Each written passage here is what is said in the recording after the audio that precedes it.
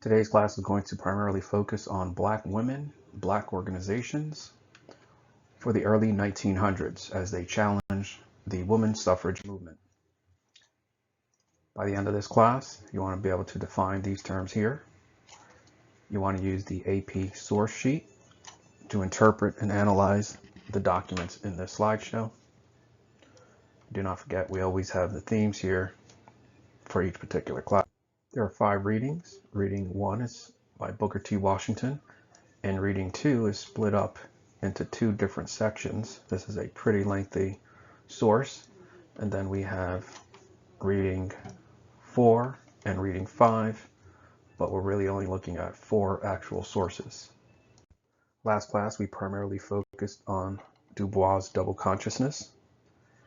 And for today, we're going to be looking at Booker T. Washington. Last class, we compared the two. And one of the main differences would be born in slavery and born outside of the institution of slavery. And this could have an impact on the way they viewed the solution to the racial dilemmas in the United States. As they mention here, Washington suggested that African Americans should remain in the South and focus on gaining industrial education before political rights. If you gain industrial education, that pretty much is going to be an education that is not going to advance into certain areas like politics or in the legal system, which might potentially be problematic because it might place everybody in low-skilled jobs, whereas Du Bois is arguing that education might be the route to go. These are 2 conflicting ideals for the late 1800s, early 1900s. The task for today is to review these sources here, and you want to try to define or summarize the source as well as determine the significance. For this source by Booker T. Washington, we see he uses this example here of a ship being lost at sea. And then from the mast of the unfortunate vessel was seen a signal, water, water, we die of thirst. The question here is, by asking white America, white politicians to solve your problems, how is that going to uplift your situation? He then goes on to look at the captain of the distressed vessel, and then down here, cast it down in agriculture, mechanics, commerce, domestic service, and in the professions. That whatever other sins the South may be called to bear, when it comes to business, pure and simple, it is in the South that the Negro is given a man's chance. This is significant because he's advocating that if you got to pick a place to be in the United States as an African American for this period of 1895, he is arguing that you need to stay in the South. This is going to be the best option for African Americans to stay in the South, and keep in mind all of the brutality of the South that is going on with regard to lynching, violence, KKK, the poll tax literacy test, and all of those segregation laws. You need to figure out whether or not this is a realistic solution. For this slide, I used the same ending paragraph for the prior slide, and then Booker T seems to go into this particular section here, and in this section he's suggesting that you cast down your buckets where you are, cast it down among the 8 million Negroes whose habits you know, fidelity and love you have tested in days. Ultimately, what he is arguing here is to stay in the South and then hope that the majority of the population is willing to give you the bucket that you need for survival. Is that realistic or not? Booker T. Washington continues on this particular theme of asking for some sort of assistance, and he tries to appeal to the economics by using this language. Let these efforts be turned into stimulating, encouraging, and making him the most useful and intelligent citizen. Effort or means so invested will pay 1,000% interest. I guess the argument here is, if you are willing to invest in the African American, whatever amount of money you spend, let's just say it's $100, as a result of what they're going to be able to give you, you are going to see that investment initially paid back. Here the author looks at advocates for social equality between black and whites, And he's arguing that this agitation question is not going to be helpful, as he mentions down here in his conclusion paragraph. You shall have at all times the patient, sympathetic help of my race. Not only let this be constantly in mind. Ultimately, what he's arguing for is he's looking for the people with resources, the majority, to be able to share and be able to use that to obtain some sort of training for the African American, and then the African American in a long-term plan will eventually be viewed as the equal, as opposed to the individuals who are advocating for social equality. As we process that Booker T. Washington source, we're going to transition to issue number 2, which is the fight for female suffrage. I've included the timeline that traced the women's rights movement, starting with Seneca Falls. And this section is going to look at the black woman fight for suffrage in comparison to the white woman fight for suffrage. We have a couple of highlighted terms here. When we use the term suffrage, we are talking about voting rights. Nannie Helen Burroughs, one of the founders of the National Association of Colored Women. Here she is right here. And the Black National Anthem, which was created by this individual here. So the main focus is going to be how black women leaders emerged and created organizations based on their organization as they fight for black female suffrage. Before we can look at the black women's suffrage movement, we have to look at the white woman movement. And that movement starts with these two groups here, the NWSA as well as the AWSA. And the big difference between the two, the AWSA was concerned primarily with the right to vote, whereas the NWSA initially was very upset about the passing of the 13th through 15th Amendment, and they were concerned about these particular issues here. Now, their concern about the amendments was that we'll put down rich white men, and then we'll put down poor white men. And under there, you would have white women, you would have slavery. And once the slavery is over and the Civil War comes to an end, this group has moved up and has advanced higher than women. That is why there's some anger over that particular issue. They refuse to support the 15th Amendment because that would give the freed slave the right to vote. I've included this slide to look at the issue of divorce in the state of Indiana. Some of the requirements, I've left one out intentionally.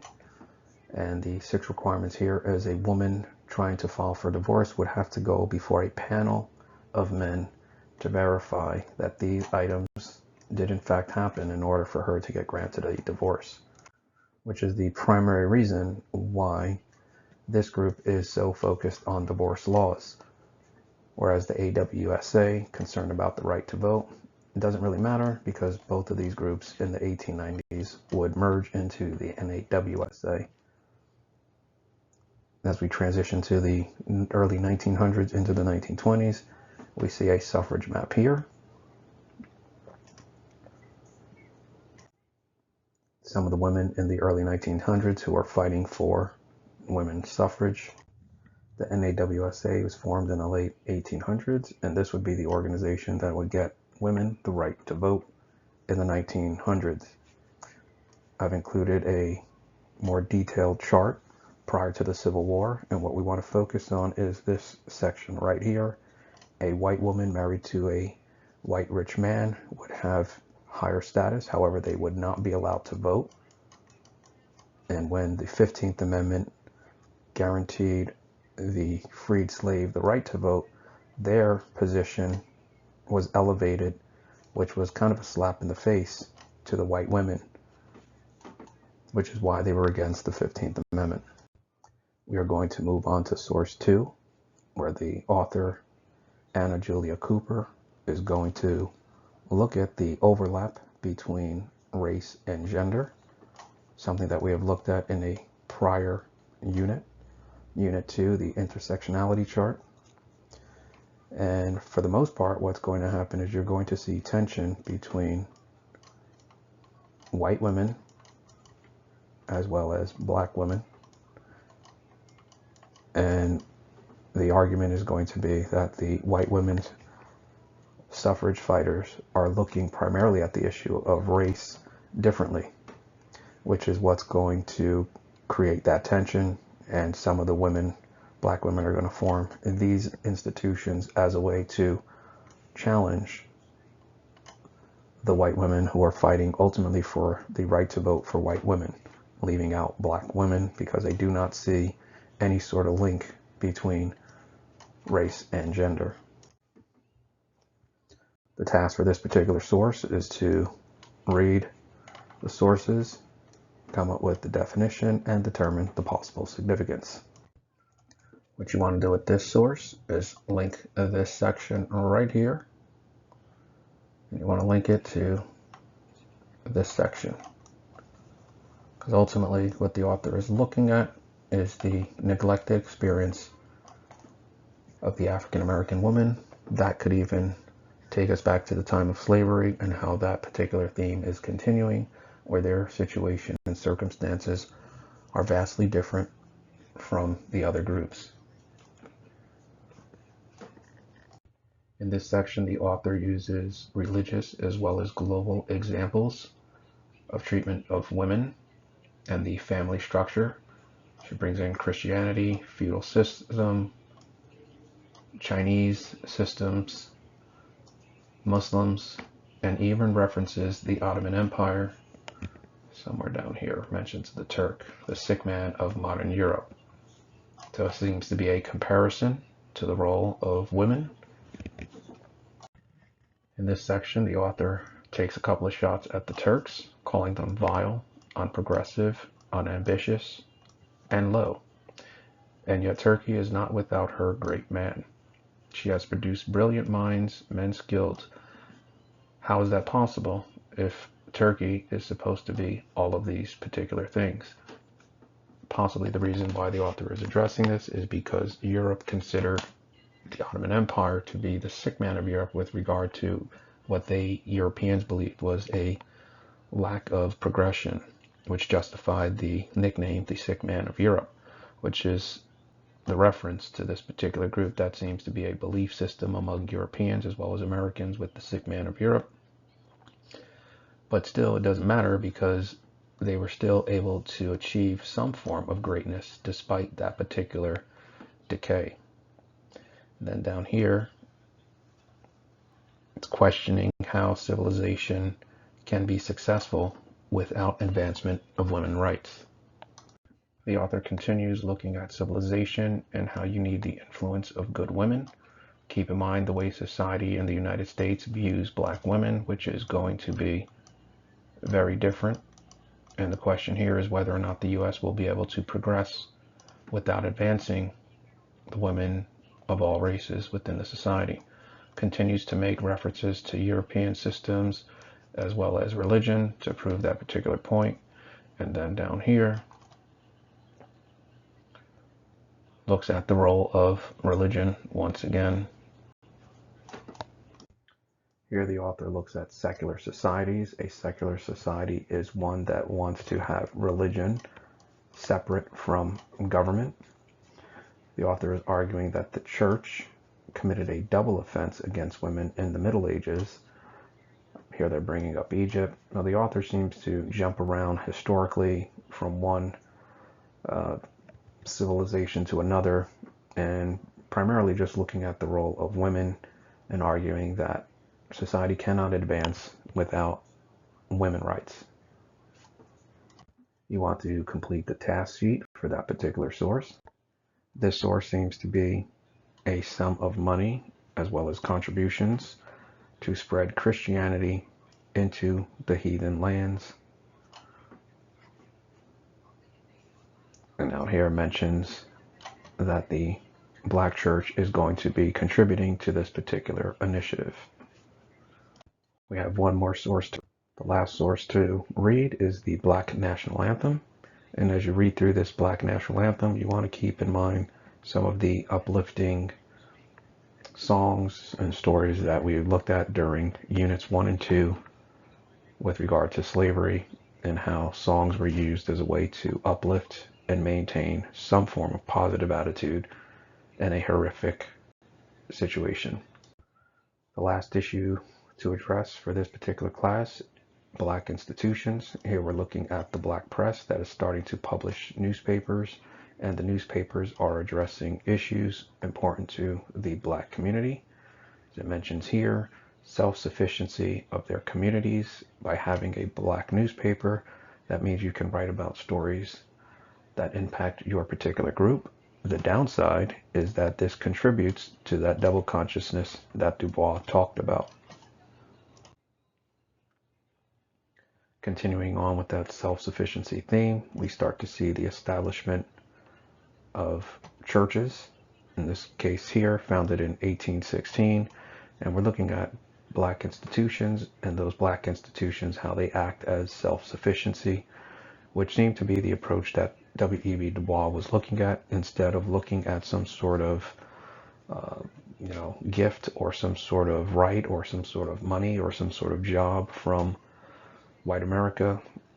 They're advocating for self-sufficiency, where they're not going to ask for anything. They're going to try to accomplish success on their own. Perfect example would be Madam C.J. Walker and her beauty products, which are being advertised here. And she was the first woman millionaire in the United States, as she was the developer of Black beauty products. The Black church will continue to play a role of leadership and safety for this community. And we see more from C.J. Walker. This required source is from a convention.